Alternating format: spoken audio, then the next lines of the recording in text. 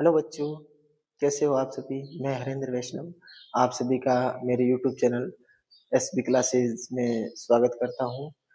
जैसा हमने पिछली क्लास में महत्वपूर्ण परिभाषाएं पढ़ी और आज हम संज्ञा की शुरुआत करेंगे। ठीक है, तो ध्यान से देखना और सभी एक की प्रत्येक चीज को नोट करना, प्रत्येक चीज को अपनी कॉपी में लिखना है। ठीक है, देखिए सबसे पहले मैं आपको समझा देता हूँ कि भाई संज्ञा होती क्या है। संज्ञा होती क्या है, तो जो भी चीजें आपको दिखाई दे रही है, क्या है, जो भी चीजें आपको दिखाई दे रही है, सबसे पहले लिखो कि जो भी वस्तु आपको दिखाई दे रही है, क्या कर रही है, दिखाई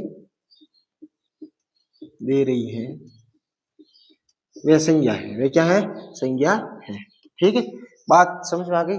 जैसे ये मार्कर है तो ये एक भी क्या है, संज्ञा है। मैं हूँ, मैं भी एक तरीके का हूँ, संज्ञा हूँ। ठीक है, ये बोर्ड है, ये संज्ञा है।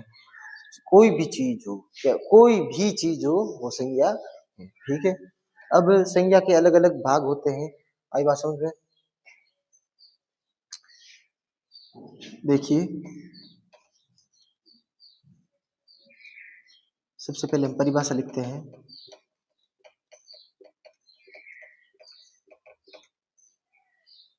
परिभाषा में देखो, संज्ञा किसी, हम बचपन से पढ़ते आ रहे हैं, कक्षा 1, 2, 3 क्लास से पढ़ते आ रहे हैं कि संज्ञा किसी वस्तु, व्यक्ति, स्थान, गुण आदि के नाम को क्या कहते हैं, आदि के नाम को संज्ञा कहते हैं। नाम को संज्ञा, बात आ गई समझ में। तो संज्ञा कहते किसे हैं, संज्ञा किसी वस्तु, व्यक्ति, स्थान, गुण, धर्म आदि के नाम को क्या कहते हैं, संज्ञा कहते हैं। ठीक है, बात अच्छे से सुन लेना, ध्यान से और नोट कर लेना। ठीक है, जैसे राम, श्याम, सुरेश, ये तो हो गए किसी व्यक्ति के नाम, किसी व्यक्तियों के नाम। स्थान का नाम देख लो, जैसे नागौर हो गया, जयपुर हो गया। ठीक है, अब कोई भी चीज हो, जैसे कोई भी चीज का नाम हो, जैसे कि गंगा, हिमालय, ये सब क्या है, संज्ञा है। क्या है, संज्ञा। ठीक है, बात आ गई समझ में। हिमालय, पर्वत, पठार आदि, ये सारे क्या कहलाते हैं, संज्ञा कहलाते हैं। क्या कहलाते हैं भाई, संज्ञा। यहाँ तक मुझे लगता है कि आपको समझ में आ गया होगा। आगे देखो, संज्ञा के 3 भेद होते हैं। कितने होते हैं भाई, 3 भेद होते हैं। ठीक है, ये तो 3 होते हैं। अब होते कौन कौन से हैं, देखो। एक नंबर पे व्यक्तिवाचक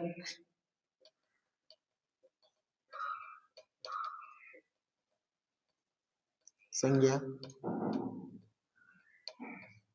2 नंबर पे है जातिवाचक संज्ञा,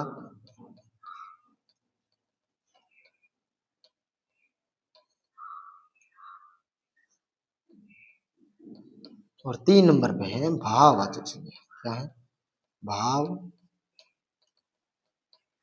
संज्ञा।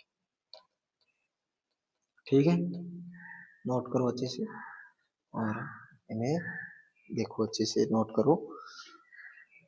आगे देखो, आगे चलते हैं हम।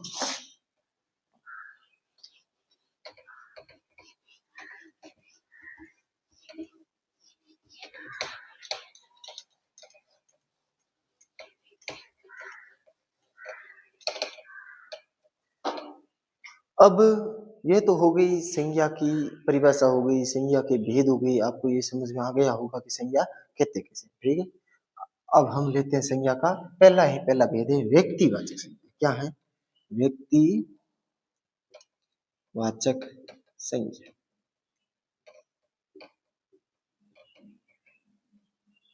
ठीक है, क्या है व्यक्तिवाचक संज्ञा। तो पहले ध्यान से समझो कि व्यक्तिवाचक संज्ञा कहते किसे। ठीक है, तो पहली पहली बात यह है कि किसी भी कोई भी व्यक्ति है, आप समझो कि कोई भी व्यक्ति है, तो व्यक्ति है तो उसका नाम तो होगा ही होगा। क्या है, कोई भी व्यक्ति है, कोई भी चीज है, उसका नाम तो होगा ही। जैसे मैं हूं तो मेरा नाम हरेंद्र है। कोई भी चीज है, जैसे कोई नदी है तो उस नदी का नाम, जैसे आपको समझाइए गंगा, तो गंगा ये क्या है, नदी है, उस नदी का नाम क्या है, गंगा। जैसे हिमालय, हिमालय क्या है, एक पर्वत है। क्या है भाई, पर्वत है, पर हिमालय इस पर्वत का नाम है। क्या है, नाम। तो कोई भी चीज हो, कोई भी वस्तु हो, कोई भी व्यक्ति हो, उसका नाम आ जाए तो वो क्या कहलाता है भाई, व्यक्तिवाचक संज्ञा कहलाता है। ठीक है, आगे देखो, अब लिखते हैं व्यक्तिवाचक संज्ञा की परिभाषा। ऐसे शब्द जिनसे किसी व्यक्ति, वस्तु, स्थान, पदार्थ आदि के नाम का बोध उसे व्यक्तिवाचक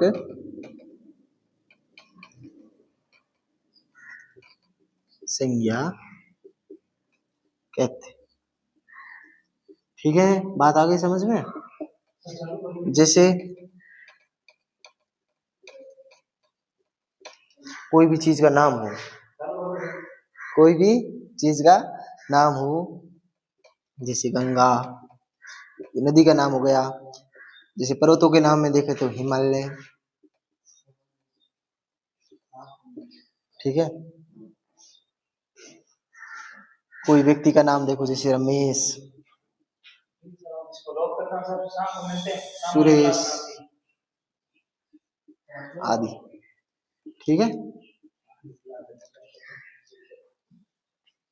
ये तो हो गई आपके व्यक्तिवाचक संज्ञा। इसमें किसी भी व्यक्ति का नाम होगा, कोई भी चीज का क्या आ जाए, नाम आ जाए, तो क्या कहलाएगा, व्यक्तिवाचक संज्ञा। बात आ गई अच्छे से समझ में। ठीक है, अब हम चलते हैं आगे। 2 नंबर पे है जातिवाचक संज्ञा। कौन सी संज्ञा है, जातिवाचक संज्ञा।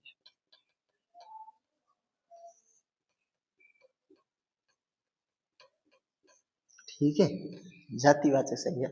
तो जातिवाचक संज्ञा में देखें तो विशेष जाति का बोध कराए, ये विशेष समूह का बोध कराए।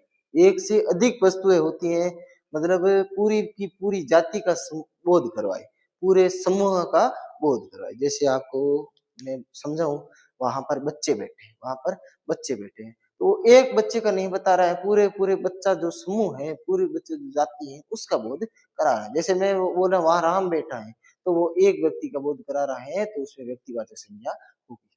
वहां पर झुंड में बैल है, झुंड में क्या है, बैल है, तो वो पूरे के पूरे झुंड का बोध करा रहा है, यानी पूरी की पूरी जाति का बोध करा रहा है। जहां जाति का बोध हो, जहां समूह का बोध हो, वहां पर जातिवाचक संज्ञा होती है। ठीक है, देखो ऐसे संज्ञा शब्द, ऐसे संज्ञा शब्द जो विशेष जाति, समूह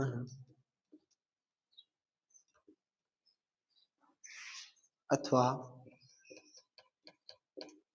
दल का बोध कराए,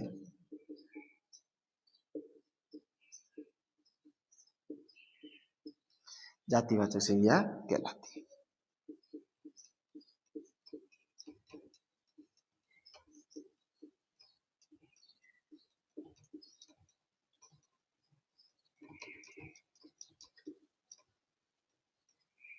ठीक है, जैसे में देखो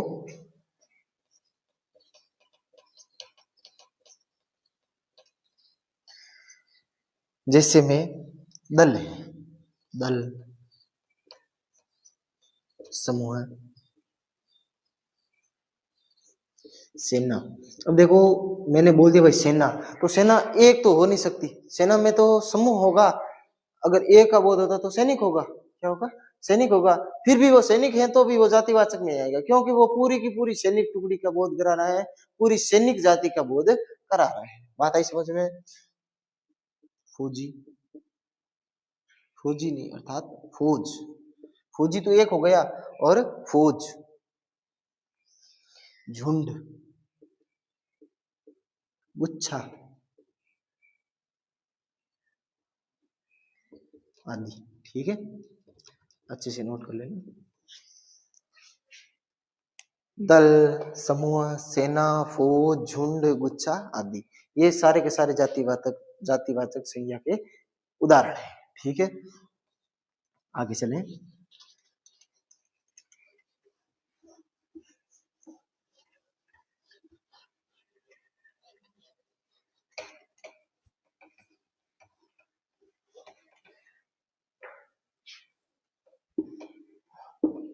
आगे देखो, अब विशेष बात देखो, जातिवाचक संज्ञा की,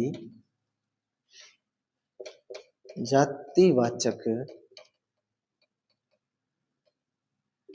संज्ञा की दो उपभेद होते हैं। क्या होते हैं? दो उपभेद होते हैं। भाई बात सुन। अब आप बोलोगे भाई सर आपने तो अभी बताया था कि संज्ञा के तो तीन ही भेद होते हैं, व्यक्तिवाचक, जातिवाचक और भाववाचक। अब ये दो भेद और कहां से आ गए? तो ये जातिवाचक के दो भेद है, यानी जातिवाचक में शामिल है पहले से। ठीक है, नंबर एक पे है द्रव्यवाचक, नंबर एक पर है द्रव्यवाचक, और नंबर दो पर है समूहवाचक। कौन सा है? समूहवाचक।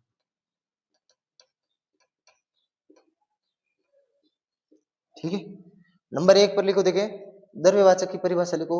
इससे पहले मैं बता दूं कि द्रव्यवाचक है क्या, इसमें कौन कौन सी वस्तुएं आती है। इसमें ऐसी चीजें, ऐसी वस्तुएं जो द्रव्य अवस्था में पाई जाती है, जैसे कि तेल है, घी है, सोना है, चांदी है, जो बाद में तो कठोर बनाई जा सकती है, पर पहले वह द्रव्य अवस्था में ही पाई जाती। ठीक है, तो लिखो ऐसे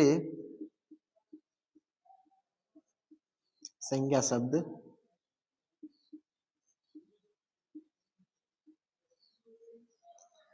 जो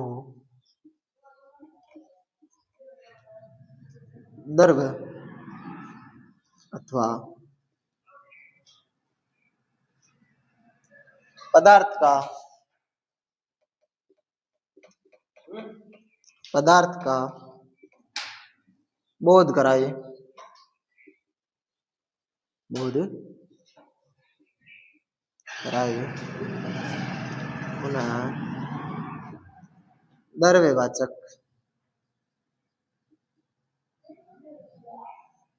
संज्ञा कहते हैं। ठीक है, जैसे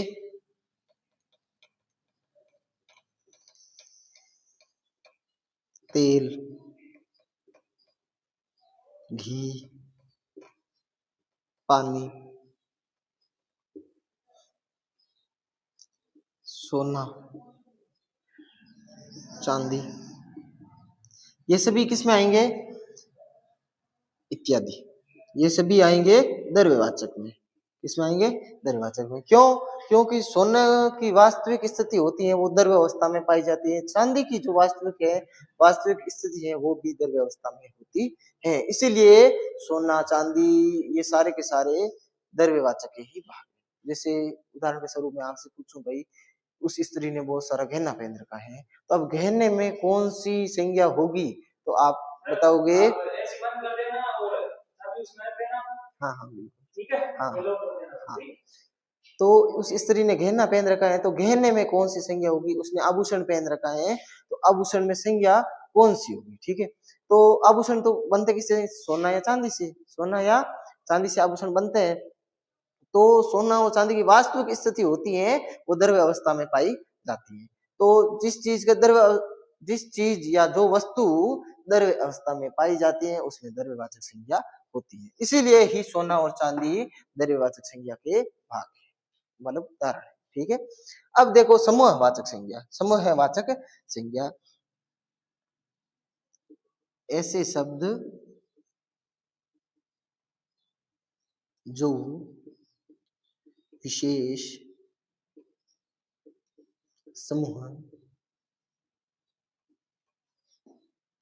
अर्थात दल का बोध कराए,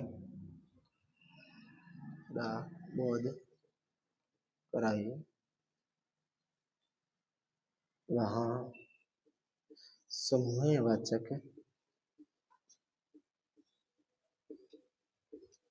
संज्ञा होती। ठीक है, जैसे में लिखो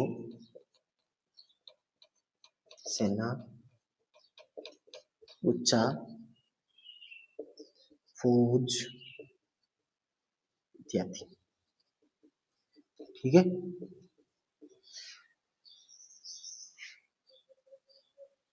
हाँ अच्छे से नोट कर लो, फिर हम आगे चलते हैं। आगे हम भाववाचक संज्ञा करेंगे। ठीक है, कर लिए होंगे नोट मेरे हिसाब से।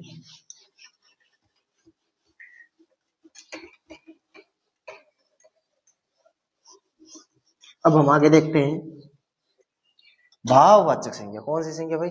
भाववाचक संज्ञा। अब आपको ये बात पहले समझ लेनी चाहिए कि भाववाचक संज्ञा होती क्या है। आई बात समझ में कि भाववाचक संज्ञा होती क्या है? तो आप पहले ये समझो कि भाव भाव जो दिखाई देते हैं पर वास्तविक में कोई वस्तु नहीं होती है। आई बात समझ में? जो वास्तविक रूप से हमें दिखाई ना दे वो क्या कहलाती है? भाववाचक संज्ञा। परिभाषा लिखो। भाववाचक संज्ञा, भाववाचक संज्ञा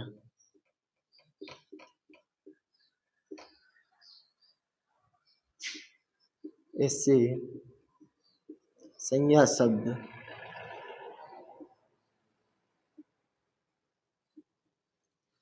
जो विशेष भावों का बोध कराए। क्या कराए भाई? बोध कराए। उसे भाववाचक संज्ञा कहते हैं। ठीक है, अब देखो भाव है जो इंसान के चेहरे पर दिखाई दे सकते हैं। आई बात समझ में? उसकी उम्र पे दिखाई दे सकते हैं। आई बात समझ में? जैसे कि देखो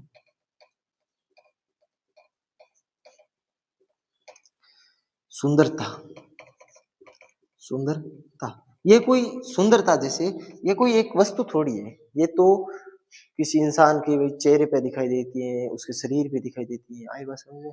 ये कोई भी वस्तु नहीं होती है, ये वास्तविक रूप से दिखाई नहीं देती है। ठीक है, जो होती है उनके चेहरे पर या उनके शरीर पर इत्यादि में दिखाई देती है। जैसे कि मैं बोलता हूँ वो भाई वो बच्चा है वो बहुत सुंदर है, तो वो सुंदर होना उसके भाव है। क्या है? भाव है। वो सुंदरता उसका भाव दिखा रही है, तो उसके भाव है। वे क्या है? भाव है। तो जहां पर भाव का बोध हो वहां पर भाववाचक संज्ञा होती है। ठीक है, सुंदरता, बुढ़ापा, मोटापा इत्यादि क्या है?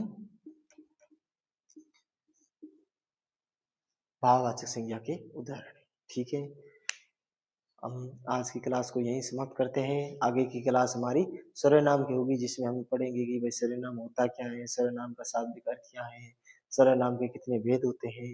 आई बात समझ में? धन्यवाद।